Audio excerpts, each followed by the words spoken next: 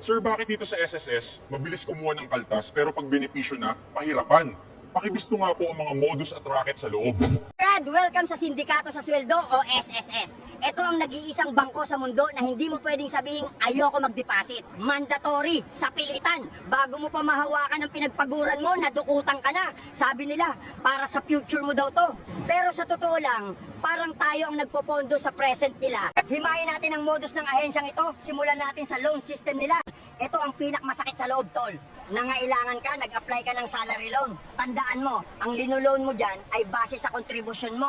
Pera mo yan. Pero ang sistema, may interest na agad. At kapag na-delay ka ng bayad dahil nawalan ka ng trabaho o nagkasakit ka, dyan papasok ang penalty. Ang penalty ng SSS, daig pa ang 5-6 sa palengke. Mas mabilis pa tumubo ang interest ng SSS kaysa sa pag-move on mo sa ex mo. Humiram ka ng 20,000 pesos, hindi ka nakabayad ng ilang taon dahil naghirap ka. Pagbalik mo para ayusin, ang utang mo 80,000 na. Saan galing yon? Sasabihin nila, compounded penalty po.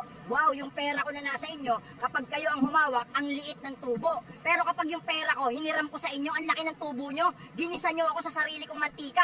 Isunod mo pa ang pahirapang claiming process para kang dumaan sa obstacle course. Nagkasakit ka, need mo ng sickness benefit. Nawalan ka ng mahal sa buhay, need mo ng funeral benefit. Dito mo mararanasan ang requirement festival. Hahanapan ka ng ID, birth certificate na dapat PSA at bawal luma, medical certificate, hospital record, at kung ano-ano pa. Ang dami nilang hinihingi sa'yo. At eto ang matindi pag pensyonado ka na, yung proof of life. Kailangan mong patunayan na buhay ka pa.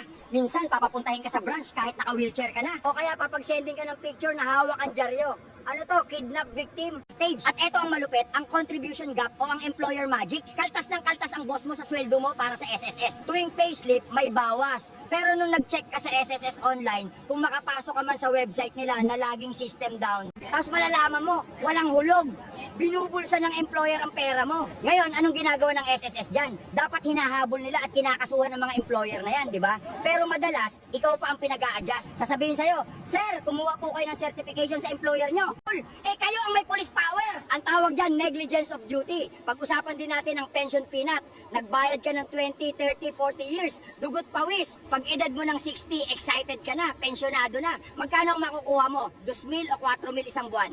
Anong mabibili niyan ngayon? Kung namaalam ka ng maaga, thank you na lang ang pera mo. Habang ikaw na nagpondo, barya lang ang nauwi. Tignan mo naman ang board members at executives ng SSS, nakatanggap sila ng milyon-milyong bonuses. Kapag maganda daw ang kita ng SSS, may bonus sila. Kanino galing ang kita?